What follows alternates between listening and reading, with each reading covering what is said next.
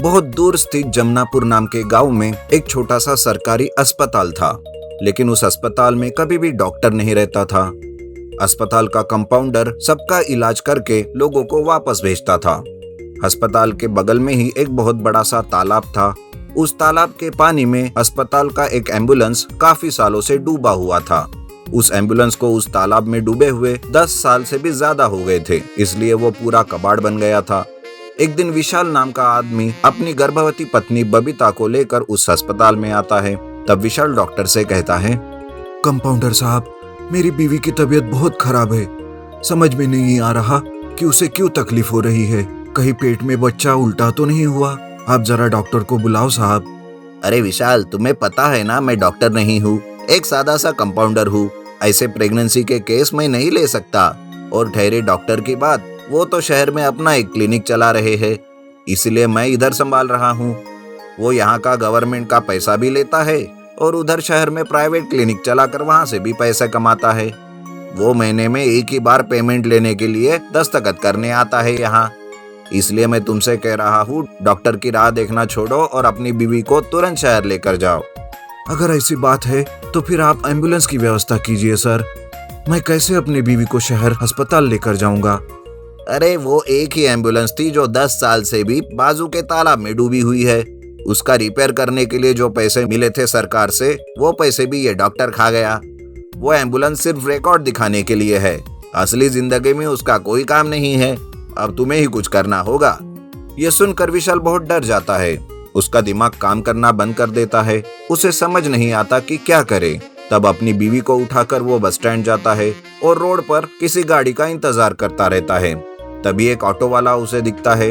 वो ऑटो को रोककर कहता है, अरे सुनो ऑटो वाले भाई, जल्दी से शहर चलना है। हॉस्पिटल में मेरी बीवी को एडमिट करना है। विशाल को अपनी बीवी को गोद में उठाए हुए देख ऑटो वाला सोचता है, आज तो काफी अच्छा बकरा मिला है, इससे काफी पैसे ऐंठने मिलेंगे। ठीक है साहब, चलिए 5,000 रुपए लगेंगे। क्या कहा? 5,000 रुपए? अरे शहर तो 20 किलोमीटर से ज्यादा नहीं। 5,000 रुपए किस बात के ले रहे हो? अरे भाई, तुम्हें इमरजेंसी है इसलिए सब काम छोड़कर तुम्हें ले जा रहा हूँ। अगर पैसे नहीं है तो सरकारी बस में चले जाओ। वो 10 जगह पर रोक रोक कर शाम तक पहुँचाएगा तुम्हें। फिर बस में ही करते बैठना अपनी बीवी की डिलीवरी। ऐसा कहकर ऑटो वाला वहां से चला जाता है। विशाल सोचने लगता है और दूसरा रास्ता ना पाने पर वो अपनी बीवी को बस में ही बिठाकर शहर ले जाता है। वो थोड़ी देर में शहर के अस्पताल पहुंच जाता है। डॉक्टर विशाल की बीवी को अंदर ले जाते हैं। थोड़ी देर में बाहर आकर वो कहते हैं, सॉरी मिस्टर विशाल, हम आपकी बीवी को बचा सके लेकिन आपके बच्चे को नहीं।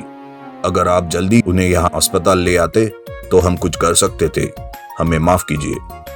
ये बात सुनकर विशाल बहुत ही नाराज हो जाता है। इस तरह कुछ दिन यूं ही बीत जाते हैं।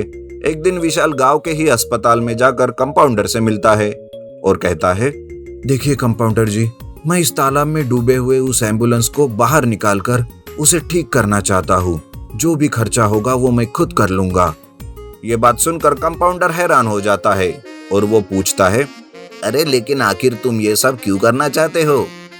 दरअसल मेरी बीवी के साथ जो हुआ और जिसमें मेरा नुकसान हुआ वो किसी और के साथ नहीं होना चाहिए, इसलिए मैं ये सब करना चाहता हूँ। ठीक है, तुम्हारी मर्जी।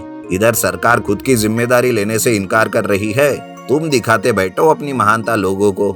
जैसे ही विशाल को परमिशन मिलती है, विशाल एक बड़ी सी क्रेन लाकर उस तालाब के पास आता है और एम्बुलेंस को उठाकर एक गैरेज में ले जाता है। वो दिन रात मेहनत करके उस डूबी हुई अंडर वाटर एम्बुलेंस का रिस्टोरेशन करता है। देखते ही देखते कुछ ही दिनों में वो एम्बुलेंस रिस्टोरेशन हो जाता है। दूसरे दिन से ही विशाल उस एम्बुलेंस का इस्तेमाल करके गांव में जो भी गरीब या बीमार रहते हैं उनको लेकर शहर के अस्पताल ले जाता और उनका इलाज करवाता है। इस तरह से वो दिन रात मेहनत करके बहुत लोगों की जान बचाता है। देखते ही देखते ये खबर आसपास के गांव और शहरों में फैल जाती है और एम्बुलेंस वाला विशाल का नाम अखबार में भी आ जाता है। तब उस जिले का कलेक्टर भी ये खबर अखबार में पढ़ लेता है।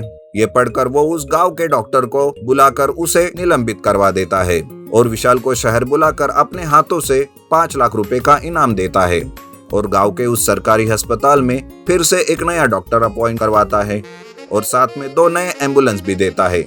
ताकि वक्त पर किसी भी बीमार आदमी को जरूरत पड़ने पर वो शहर ले जा सके। Under water money house. Sitapur नाम के गांव में एक दिन एक साधु बाबा आते हैं। वो उस गांव के तालाब के किनारे एक कुटिया बनाकर रहने लगते हैं। तभी एक दिन गांव का एक आदमी वहां आता है और उस साधु बाबा से कहता है, साधु बाबा, आप बड़े तपस्वी लग रहे हो। आपको पता है कि मेरी गाय कहाँ गई है? तब साधु बाबा कुछ देर आंखें बंद करके रहते हैं और थोड़ी देर में कहते हैं, बेटा, तुम्हारी गाय तो जंगल की ओर उत्तर दिशा में गई है। ये सुनकर वो आदमी साधु बाबा को प्रणाम करते हुए बताई हुई दिशा की तरफ निकल जाता है, जहाँ पर उसे उसकी गाय भी मिल जाती है। गाय को पाकर वो आदमी बहुत खुश हो जाता है। उसे लगता है कि ये साधु बाबा कोई महान इंसान है, इसलिए वो बाबा के पास आकर उसकी पूजा करने लगता है और वहाँ कुछ रुपए रख देता है और उसके गुणगान गाते हुए गाँव चला जाता है। ये सब देखकर साधु बाबा सोचने लगता है, अरे अच्छा हुआ कि मैंने उस गाय को जंगल में जाते हुए देखा था। ये आदमी तो मेरे झांसे में आ गया। यही तो मैं चाहता था। अब मेरी दुकान यहाँ शुरू हो जाएगी। गांव में साधु बाबा के बारे में बात फैल जाती है। लोग धीरे धीरे आकर उनसे अपने दुख बताने लगते हैं। बाबा उनका निवारण करके उनके लिए पूजा करने के नाम पर पैसे ऐंठने लगता है। गांव के लोग भी बाबा को दान में फल और पैसे देने लगते हैं। इसी तरह एक बार उसी गांव की कमला नाम की औरत साधु बाबा के पास आकर कहती है, बाबा, आपके बारे में बहुत सुना है। अब तो आप ही मेरी मदद कर सकते हो बाबा। मेरे बेटे को नौकरी पर लगवा दो। कई दिनों से नौकरी के लिए वो मारा मारा फिर रहा है। बेटी, तुम्हारे बेटे को नौकरी अवश्य मिलेगी। बस इसके लिए एक बड़ी पूजा करनी होगी, जिसके लिए 50,000 रुपए की जरूरत पड़ेगी। बाबा, पर इतने सारे पैसे? ये कैसी पूजा है बाबा? क्या थोड़े पैसे कम नहीं हो सकते? अरे ये क्या सब्जी मंडी है जो भाव कर रही हो? जितनी बड़ी पूजा उतना ही उसका असर जल्दी होगा। आगे तुम्हारी मर्जी। बाबा, पैसों का इंतजाम मैं जल्द से जल्द कर ही दूंगी। बस आप पूजा की तैयारी कर दीजिए। कमला ऐसा कहकर घर चली जाती है। उधर बाबा सोचता है, अब मेरे पास काफी पैसे जमा हो गए हैं, पर मैं इन रुपयों को मेरे पास ऐसे नहीं रख सकता। इससे मुझे ही नुकसान हो सकता है। दरअसल वो कोई बाबा नहीं था, बल्कि एक डाकू था जो कि पुलिस से बचने के लिए भेष बदल के गांव आया था। बाबा को पैसे छुपाने के लिए एक आइडिया मिलता है। वो शहर जाकर वहां से एक ऑक्सीजन सिलेंडर लेकर आता है और रात के समय उस ऑक्सीजन सिलेंडर मास्क पहनकर तालाब के अंदर जाता है। वहां पर वो एक मनी हाउस बनाता है और वहीं पर अपना सारा पैसा हिफाजत के साथ रखता है।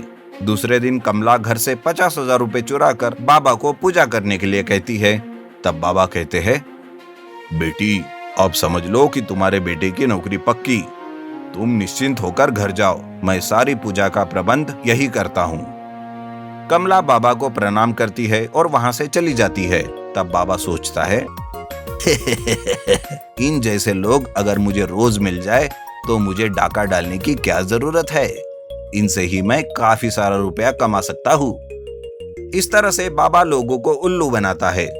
बाबा के चक्कर में लोग कभी उन्हें सोना देते थे तो कभी कोई पैसे, और बाबा उन सारे पैसों को अपने अंडर वाटर मनी हाउस में रखता था।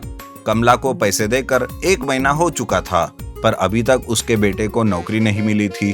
तब वो बहुत ही चिंतित हो जाती है और अपने पति मोहन को सारी बात बताती है। तब मोहन कहता है, अरे बेवकूफ औरत, वो पैसे मैं अपने कल के भविष्य के लिए रखे थे, तुमने बाबा को दे दिए, वो भी मुझे बिना बताए। अगर पूजा करने से नौकरी लगती थी तो अब तक लग जाती थी ना। अब चलो मेरे साथ उस बाबा के पास। इस तरह मोहन कमला को बहुत डांटता है और उसे लेकर बाबा के पास जाकर उससे पैसे वापस मांगता है। तब बाबा उल्टी बातें करके कहते हैं, अरे बेटा, मुझे तुम्हारे किसी पैसों के बारे में कुछ नहीं पता। मैंने तुम्हारे पैसे नहीं लिए। दरअसल मैं तो किसी से भी कुछ पैसे नहीं लेता। दान में आए हुए पैसे तो मैं अनाथ आश्रम को दान करता हूँ। चाहो तो मेरी कुटिया तुम छानबीन करके देख सकते हो। इस तरह से बाबा अपनी बातों से पलट जाते हैं। कमला को अपनी बातों पर पछतावा होने लगता है। मोहन कुटिया को अच्छे से छानबीन करता है। तब उसकी नजर ऑक्सीजन सिलेंडर पर जाती है, जिसे देखकर उसे बाबा पर शक हो जाता है। लेकिन उस गांव के लोग अंधभक्त थे। वो मोहन को ही बाबा पर आरोप करने के लिए भला बुरा कहते हैं। मोहन फिर बाबा पर नजर रखने लगता है। इसी तरह एक रात बाबा अपना भेष बदलकर ऑक्सीजन मास्क पहनकर तालाब के अंदर जाने लगता है। तब उनके पीछे उन्हें देखकर मोहन भी जाता है और वो सब देख लेता है और वो बाबा से कहता है, अच्छा तो ये है तुम्हारी बाबागिरी। मोहन को देखकर बाबा वहाँ से भागने लगता है। तब वहाँ पुलिस भी आ जाती है और बाबा को गिरफ्तार कर लेती है। पुलिस उस बाबा से कहती है, अच्छा तो गब्बर तुम ही हो। डाका डालते डालते अब ये काम भी शुरू कर दिया तुमने। चलो अब जेल में जाकर बैठकर आराम से पूजा पाठ करते बैठो। इस तरह अंडर वाटर मनी हाउस से पैसे निकालकर गांव में बांटा जाता है। लोगों को अपनी गलती का एहसास हो जाता है और अब वो किसी भी बाबा के झांसे में ना आकर मेहनत से काम करने लगते हैं और किसी भी बाबा के झांसे में ना आने का वादा करते हैं। इसलिए कहा जाता है कि अपने मन में श्रद्धा हो बहुत जरूरी है, लेकिन अंधविश्वास किसी भी बात पर नहीं करना चाहिए। इससे हमारा ही नुकसान हो सकता है।